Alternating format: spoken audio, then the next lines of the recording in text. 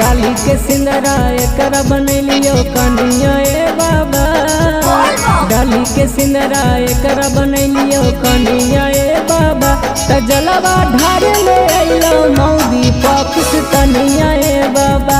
त जलवा ढार ले अइलो मौगी पाकिस्तानिया ए बाबा। डाली के सिंदरा एकर बनैलियो कनिया ए बाबा। डाली के सिंदरा एकर बनैलियो कनिया ए बाबा। त जलवा ढार ले अइलो मौगी पाकिस्तानिया ए बाबा। त जलवा ढार ले अइलो मौगी पाकिस्तानिया ए बाबा।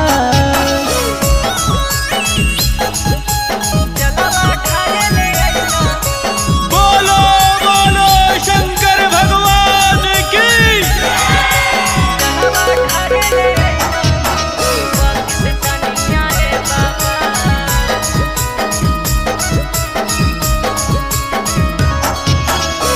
बेलिया सिखाई बाबा अपना धर्म हो।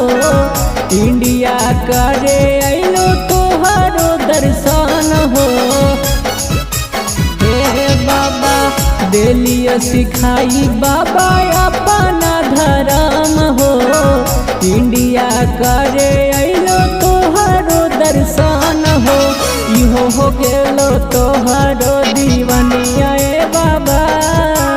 इहो हो गेलो तोहरो दीवानिया ए बाबा। त जलवा ढार ले अइलो मौगी पाकिस्तानिया ए बाबा। त जलवा ढार ले अइलो मौगी पाकिस्तानिया ए बाबा।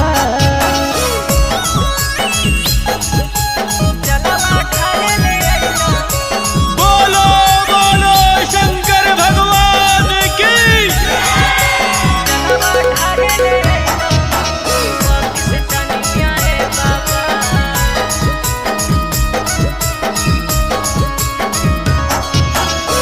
हमारे ले भूखल ह कई बाबा सोमारी हो।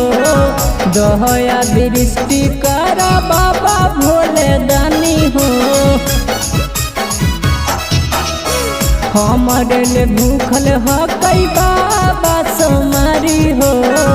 दहया दृष्टि करा बाबा भोले दानी हो। इहे हको सोनू राही कहानिया ए बाबा। इहे हको रंजन छोटे कहानिया ए बाबा। त जलवा ढार ले अइलो मौगी पाकिस्तानिया ए बाबा। त जलवा ढार ले अइलो मौगी पाकिस्तानिया ए बाबा। हर हर महादेव।